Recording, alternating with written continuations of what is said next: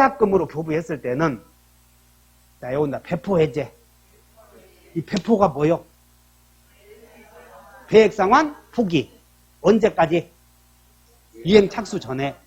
그럼 배포 해제했을 때는 이행하기 전에 했으므로 원상 회복이나 손해배상 문제 생기지? 그리고 이 손해배상에 내가 이미 얘기해줬잖아. 손해배상 청구권 2대 발생 사유가 다 같이 불법행위, 채무불이행. 이 배포 해제는 불법행위도 아니여. 채무불이행도 아니라니까. 그러니까 그걸 이유로 해제 못하는 거 이런 거. 아, 손해배상 문제 생기지 않아. 이렇게 그냥 논리만 쭉 외워놓으면 굉장히 도움이 되고. 이제 마지막으로 계약금 계약을 할 때 이렇게 했어. 우리는 중도금 안 주면 지금까지 계약금 받은 거 몰수하고 몰수. 그리고 계약을 해지한 것으로 한다. 그래서 이것을 몰수 약정을 뭐라고 하냐면 이것을 해약금 약정과 구별하기 위해서 다 같이 위약금 약정.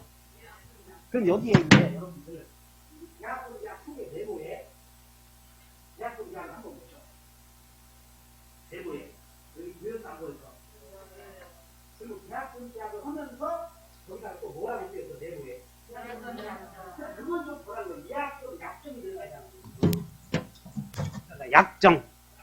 그러니까 지금 나는 목표직에 내 의도를 좀 써갔는데 여기다가 계약금을 주고받으면서 하는 계약금을 주고받으면 계약금 계약이고 여기다가 또 뭐라고 했냐면 다 같이 위약금 약정. 또 여러분들 약정이라는 말이 눈에 들어오냐는 거야. 응? 아까 또 약정 뒤지기 하니까 또 다시 한번 약정. 약관. 특약. 그러니까 약정은 계약서 속에 쓰는 거 아니야. 아따, 씨. 그거 짝 하나. 다시 한번 환매 약정. 계약금 약정. 계약금 계약 하면서 거기다가 또 약정을 단서를 단다니까. 계약금 계약서를 다 쓰면서 중도금 안 주면 몰수하기로 한다. 약정이 위약금 약정이요. 알아들었어? 그래. 그럼 위약금 약정은 중도금 안 주면 몰수하기로 한다 했으니까 이것이 중도금 안 주면 그냥 계약은 자동적으로 무효가 되고 몰수고 끝나버리는 거예요.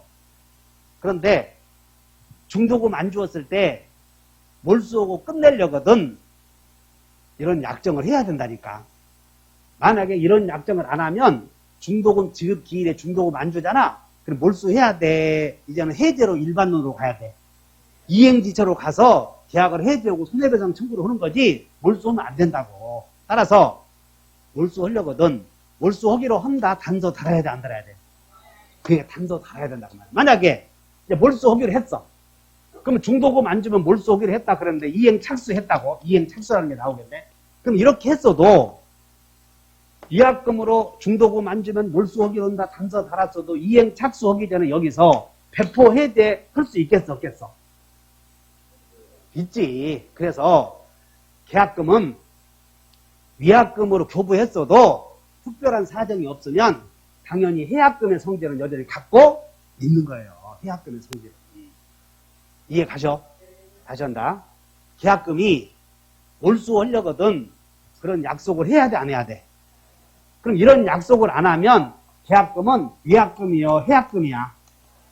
해약금으로 추정한다 이렇게 돼 있어. 자, 이거 본다. 계약금은 해추이다. 됐지? 다시 해. 계약금 걸면서 아무 말 안 했어. 아무 말. 계약금 주고받기만 하고 아무 말 안 했다고. 그러면 그 아무 말이 없었다면 이행 착수하기 전에 배포 해제할 수 있어 없어? 있어. 이렇게 배포 해약금으로 추정되니까.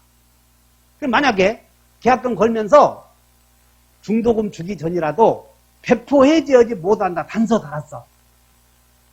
배포 해제 못한다. 단서 달았다면 그 특약이 나오지?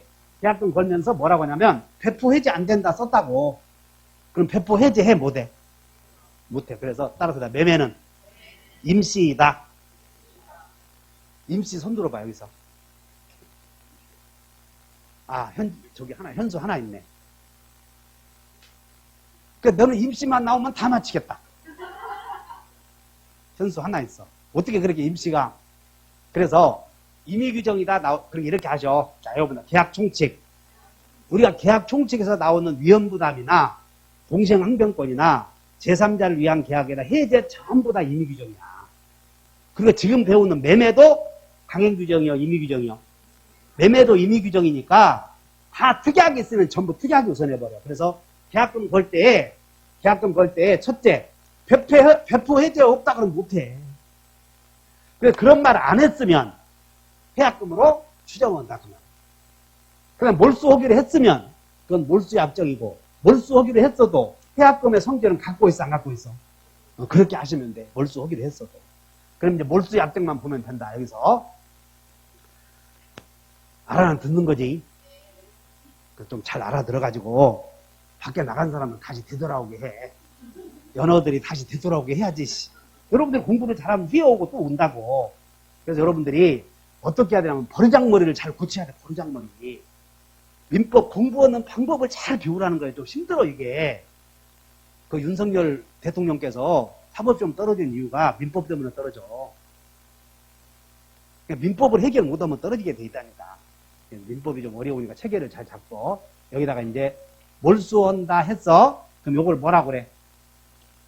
위약금.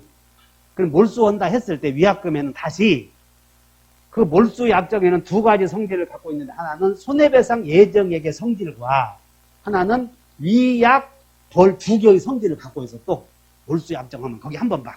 여러분들 3번에 동그라미 2번 봤더니 계약금이 위약금으로 교부된 경우에도 해약금의 성질을 갖고 있다. 그거 이해하셨나? 3번 위약금은 손해배상 예정액으로 추정한다. 나왔나? 그럼 여러분 위약금에 두 개가 있다는 거야. 위약금에. 그럼 이걸 기억해야 돼. 자, 오른쪽에 한번 써봐. 위약금에다가. 오른쪽 여기다가. 내가 내년에는 좀 다시 자세히 써놓을게. 위약금에는 합격해서 신랑들 보내. 위약금에는 다시 하나는 두 개가 있는 하나는 손해배상 예정액. 위약금에는 손해배상 예정액과 또 하나는 위약 벌 두 개가 있어. 그러니까 여기서 구별을 위약금하고 위약벌하고는 달라. 그러니까 위약금 속에는 이게 두 개가 들어간다. 위약금 속에는. 그러면 무슨 얘기냐면 계약금 걸 때 몰수하기로 한다 했으면 그건 해약금이요, 위약금이야. 위약금은 몰수하기로는 단서야. 계약금은 몰수하기로 단서가 알아서. 그런데 몰수하기로 했는데 여기 봐. 여러분들이 중도금을 안 주었다고 봐. 매수인이. 그러면 중도금을 안 주면 이행지체이기 때문에 매도인은 이런 몰수한다는 단서가 없었다면 중도금 안 주면 이행지체를 이유로 상당한 기간을 정해서 최고하고 갑이 계약을 해제하면 상대방은 원상회복하면서 손해배상은 이행이익이야, 신뢰이익이야. 해제했을 때 이행이익 배상해줘야 돼. 근데 계약금 걸면서 중도금 안 주면 몰수하기로 한다. 단서 달았다면 의리 중도금 미지급 시에 갑이 해제해서 이행이익을 배상해야 되잖아. 매수인이. 그 이행이익을 미리 배상해 주기로 한 것이다. 가만히 이것이. 이것이 손해배상 예정액으로 교부했다. 그런 뜻이야. 중도금 안 주었을 때 몰수하기로 했을 때 갑이 해제해서 의리 배상해야 될 손해배상 예정액 이행이익인데 이행이익이 얼마인지 모르잖아. 그래서 그것을 미리 예상하고 준 돈이다. 이것이 손해배상 예정액으로 교부했다. 이런 뜻이 돼. 그러면 손해배상 예정액으로 교부했다면 중도금 안 주면 자동적으로 먹으면서 해제하지 않아. 자동 해제 약정이니까. 그리고 손해배상 예정액으로 교부했으니까 그걸 먹고는 끝내버리는 거예요. 근데 위약벌로 교부했다면 위약이야. 위약에 따른 벌칙으로 교부했으니까 이것은 그냥 위약하면 중도금은 벌칙금으로 먹는 거예요. 그리고 별도로 손해배상을 청구할 수는 있어. 위약벌로 교부했을 때는. 다시 따르다. 위약벌. 지금 몰수하기로 한다 했을 때 다시 한다. 여기 계약금에는 위약금으로 교부된 경우에는 위약금 약정을 해야 되고 또 위약금 약정을 할 때 했을 때 이것은 하나는 손해배상 예정액과 위약벌 둘 중에 하나의 성질을 갖는데 만약에 위약벌로 교부했다면 위약벌이니까 제목이 위약에 따른 벌칙금으로 먹는 거예요, 중도금을. 그 별도로 얼마든지 또 손해배상 청구할 수 있겠어, 그래서. 있어, 이렇게. 위약벌로 교부했을 때는. 그러면 여러분들이 만약에 매도인이라면 위약금으로 교부할 때 손해배상 예정액으로 교부하는 게 좋아? 위약벌로 교부하는 게 좋아? 그러니까 여러분들은 매도인의 입장에서는 위약벌이지. 매수인의 입장은 손해배상 예정액. 그래서 뭐라고 써놓냐면 몰수하기로 한다 할 때 별도로 손해배상을 청구하지 않기로 한다 단서 달면 손해배상 예정액이야. 근데 그런 거 안 달았잖아? 그럼 그런 거 안 달았으면 이놈이 손해배상 예정액으로 교부했는지 위약벌로 교부했는지 분쟁이 생겨.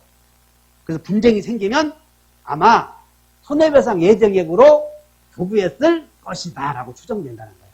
아마 손해배상 예정액으로 교부한 것 같다라고 추정돼. 그래서 자, 위약금으로 교부했을 때는 아마 위약벌로 교부한 것 같다요. 손해배상 예정액으로 교부한 것 같다요. 그래서 이거 봐. 위손추. 자, 이제 정리. 계약금을 걸었을 때 그것이 위약금으로 교부했는지 해약금으로 교부했는지 모르겠어. 그러면 위추요, 해추요. 자, 이제 계약금은 해추이다. 해약금으로 교부한 것, 아마도 해약금으로 교부한 것 같다. 이렇게 추정이 돼. 그리고 위약금으로 되었을 때는 다시 또 아마도 손해배상 예정액으로 교부했을 것이다. 다시 한번 손추. 두 개를 외워야 돼. 자, 여러분들 계약금은 그 양가로 3번에 가서 여기 3번에 1번 봐. 3번에 1번에 계약금은 해추, 개추 동그라미 있죠. 개추. 그리고 3번 가서 위약금은 위손추 동그라미 있죠. 추가 두 개 나오네. 자, 이제 한번 외워보자. 계약금은 해추, 위약금은 손추. 됐어? 그럼 올해 이제 예상 문제인데 계약금이 위약벌로 교부했는데 위약을 했을 때 벌칙금으로 교부했는데 너무나 많이 잡은 거예요. 5천만 원 계약금 5천만 원 걸었는데 판사가 보니까 위약벌로 교부했는데 위약벌로 그냥 5천만 원 그저 먹는 것이 판사가 봐도 배 아파. 그러면 야, 너 너무 과하지 않냐? 좀 깎아라. 할 수 없어. 벌로 교부했을 때는. 그러나 손해배상 예정액으로 교부했을 때는 손해배상 예정액으로서 교부한 것이 너무나 과다하잖아. 그럼 법원이 그때는 직권으로 감액할 수 있어요. 두 개 주의하셔야 돼. 자, 4번 봐. 3번. 위약금은 손추이다. 매매가 취소되면 위약금 약정도 당연히 무효가 되지.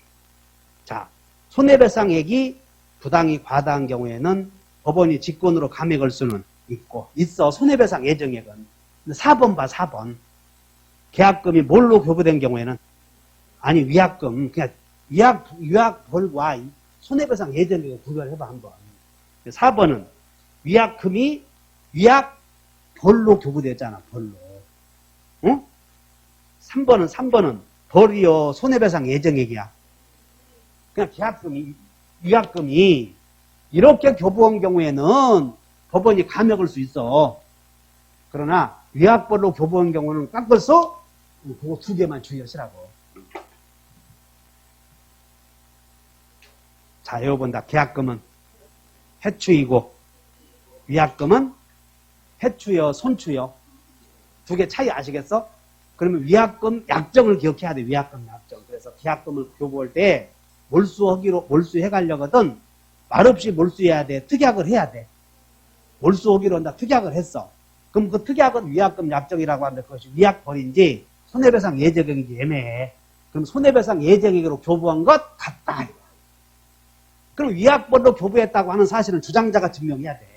위약벌이라고 하는 사실은 주장자가. 그러면 자, 위약금이 손해배상 예정액과 위약벌 둘 중에 하나인데 위약벌로 교부한 경우에는 그 벌칙금이 너무 과다하다고. 그럼 법원은 깎을 수.